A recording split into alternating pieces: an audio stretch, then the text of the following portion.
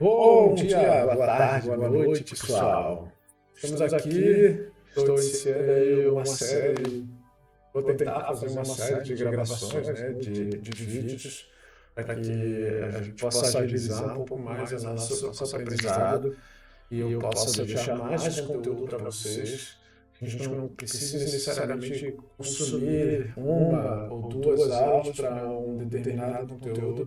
Eu acho que isso vai fazer com que a nossa aula se torne um pouco mais dinâmica. Nós vamos continuar tendo aulas síncronas, mas para resolver algum problema específico, tirar dúvida, né? Ou até mesmo fazer uma apresentação um pouco mais completa sobre aquilo que a gente precisa trabalhar, certo? Então, essa aula de hoje, né, esse vídeo que eu estou deixando agora para vocês, ele vai falar, vou dar continuidade, né, à nossa aula de construção do nosso jogo, né, que é o Descubra o Número, né? Vou chamar aqui, que é esse jogo que nós estamos fazendo aqui, né? Então, a gente vai trabalhar um pouquinho ele no sentido essa aula de hoje, ela é um complemento juntamente com um outro vídeo que eu já gravei, já disponibilizei para vocês, que é o desafio, né? E essa aula tem como propósito inicial fazer o quê? Permitir que a gente enxugue um pouco mais o nosso código. Deixe ele um pouco mais limpo e que ele fique um pouco mais legível no sentido de quando a gente bater o olho nele, né, a gente não veja esse monte de query selector, um monte de text content, tudo isso, né, fazer com que isso se torne uma coisa mais fácil de a gente entender. Quando a gente lê, a gente vai entender o que está acontecendo bem mais rapidamente, né? Isso é um conceito que a gente chama de don't repeat yourself, né? Não se repita, né? Não se reprima, que é uma forma de a gente isolar algumas partes do código que se repetem muitas vezes, né? E fazer ela uma única coisa, né? Nesse sentido, a gente vai criar uma função, certo? Mas, antes de a gente continuar aqui com essa parte do faturação, né, que é o que a gente está falando aqui sobre o Dry, né, a gente tem que implementar ainda essa última parte do jogo aqui, né, que é a pontuação. Certo? A pontuação, na verdade, de quem tenta, né, daquela pessoa que está tentando, que está jogando o jogo, né, a menor quantidade de vezes que ele teve que tentar para que descobrisse o jogo. Certo? Então, é isso que nós vamos fazer agora. Como é que a gente vai fazer isso? Bom, tem que pensar em que parte do código que isso vai estar. Né? Então, se a gente for analisar o nosso código aqui do nosso jogo, a gente tem que ver mais ou menos onde é que poderia acontecer essa condição, né? Então, essa condição em si, ela vai acontecer aonde? Bom, basicamente quando o jogador ele acerta o jogo, acerta o número, certo? Então vamos lá.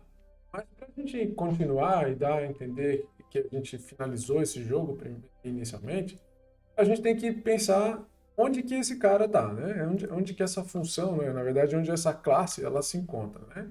Então vamos lá, vamos analisar esse cara aqui, ó. Ele está num parágrafo, né?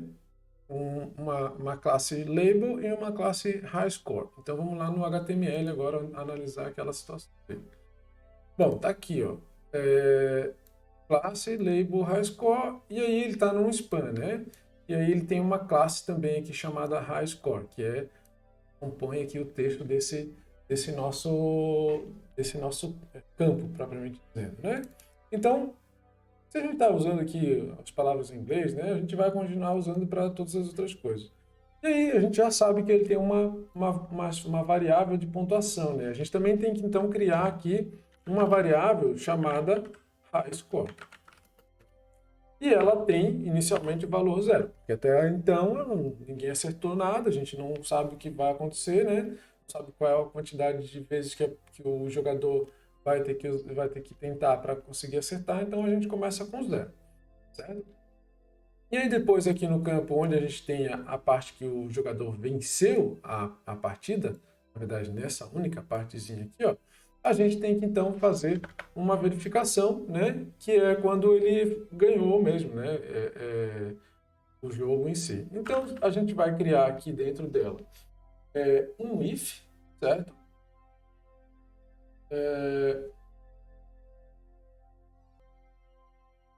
E vai comparar aqui então se a pontuação, no caso, né, que é o score, for maior do que o high score, certo? Nesse caso aqui, a gente sabe, né, inicialmente sempre vai acontecer isso na primeira jogada, né, porque ele vai verificar, no caso, o score vai ser sempre maior, né, e o high score está iniciando com 0, né. Então, a gente vai atribuir o valor de high score ao valor que está em score. Por quê? Porque toda vez que a gente jogar esse jogo, no caso, né, ou a partir da primeira vez, a pontuação que foi alcançada aqui vai ser a pontuação atribuída aqui. Na segunda vez que nós jogarmos esse jogo, vai ser analisado se essa pontuação que está aqui ela é maior ou não, né, do que a pontuação que está nesse campo aqui. Se ela for maior, né, ou seja, valor maior representa a menor quantidade de tentativas, então ele vai ser o novo vencedor. Caso não, vai continuar sendo o valor que já está atribuído ali, né? E aí a gente também tem que, então, document, query selector, né? Colocar essa mensagem aqui, né? Dizendo que essa classe high score, certo? Vai ter atribuído a ela um novo valor, que é qual? High score, certo? Pronto. É isso daqui que a gente precisa, então. Dentro do campo onde a gente finalizou o jogo, ou seja, a gente venceu, eu tenho que fazer mais essa parte aqui, né, da comparação para poder finalizar, né, ou seja, atribuir ao vencedor o ponto que ele mereceu à quantidade de tentativas que ele realizou. Beleza. Agora a gente vai voltar então para aquela primeira atividade, né, que que eu estava comentando antes, onde a gente tem que identificar quando que a situação onde o código se repete, onde que acontece as repetições de códigos dentro do nosso jogo, do nosso script aqui, JavaScript, né? Então, a gente já viu aqui, né, consegue identificar facilmente várias coisas, né? Mas uma das partes mais importantes para a gente aqui é nessa comparação aqui, ó, nessas duas comparações aqui, onde ou o número, né, da tentativa, ele é maior do que o número secreto, ou ele é menor do que o número secreto. Né? Então vamos pensar aqui, né? Por que é tão ruim que tenha código repetido, né? Por que a gente tem que pensar nesse princípio aí do dry, né? O do don't repeat yourself? Por quê? Porque se a gente tiver que mudar alguma parte do nosso código, a gente está suscetível a muitas falhas. Porque a gente pode mudar uma parte, a outra não mudar, né? Então a ideia é que nós condensemos isso num ponto fixo, único, e aí a partir desse ponto é que a gente vai criar então, né, o nosso código refatorado. Pensando aqui, a gente só tem uma única diferença aqui, né? Que é esse código aqui, né? Essa mensagem onde a gente tem aqui se ele for muito baixo ou se ele for muito alto. Então a gente vai fazer o seguinte, a gente vai copiar toda essa parte aqui que nós temos, né, dentro desse if, copiar ele aqui, inclusive, vou até substituir aqui de novo, certo? Por quê? Porque isso aqui vai continuar como está, né? E esse cara aqui vai ter que ser alterado. Na verdade, somente essa parte aqui, né? Então, o que eu tenho que pensar aqui é o seguinte. Se esse cara aqui, o guess, for menor, na verdade maior, né? Do que o secret number, tá? Eu vou usar uma função aqui do próprio JavaScript, que ele vai ser ou muito alto ou muito baixo. certo? Tendo isso em mente, a gente já consegue pensar que tudo isso que está aqui abaixo, ó, e não, até aqui, ó, até aqui, ó.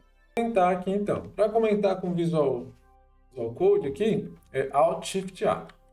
Comentamos essa parte aqui. Beleza, vamos ver se está tudo certo aqui. Tá, beleza, acho que tá. Deu uma mensagem aqui, é porque ele ele reiniciou aqui, né? Então vamos lá, vamos botar aqui, ó.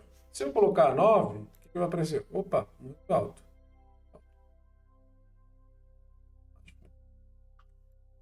2.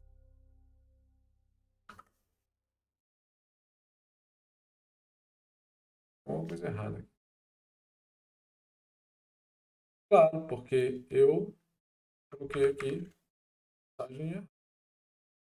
Isso aqui. Certo? Já, não. Por 9, por 11, muito alto.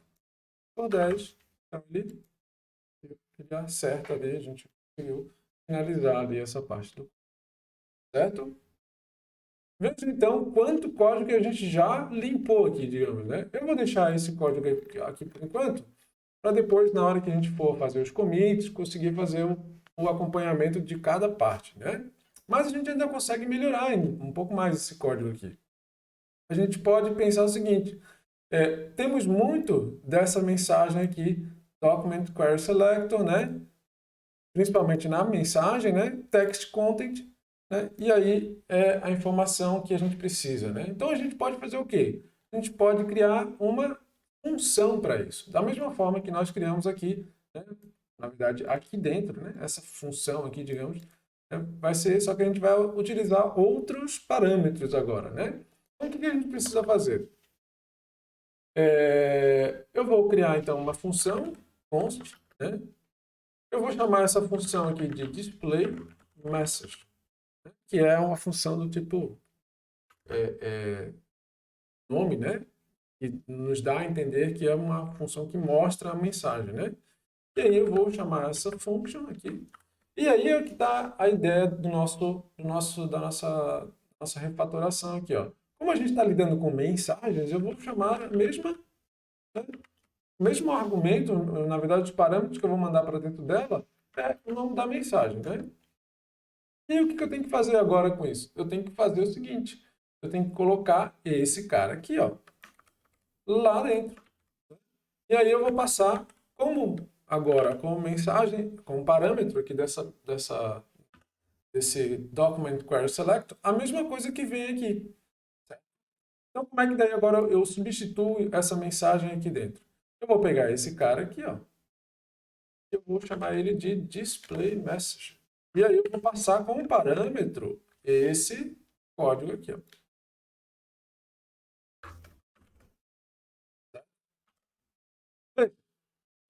Toda vez que eu salvo esse código aqui, por causa do Live Server, que eu mostrei para vocês nas últimas aulas, eu então coloquei aqui, ele vai reiniciar e vai aparecer novamente aqui a mensagem, né?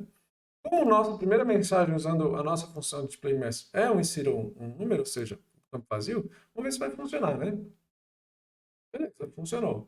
Ou seja, a partir de agora, tudo que tiver esse Document Query Selector aqui com a mensagem, eu posso substituir por esta função aqui. Ó. Então, vamos lá.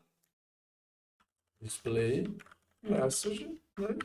Pega esse cara aqui e substitui aqui. A mesma coisa vai acontecer aonde? Vai acontecer aqui embaixo. Vou até copiar aqui e aqui. Salve. Vejam que é só no conteúdo das mensagens.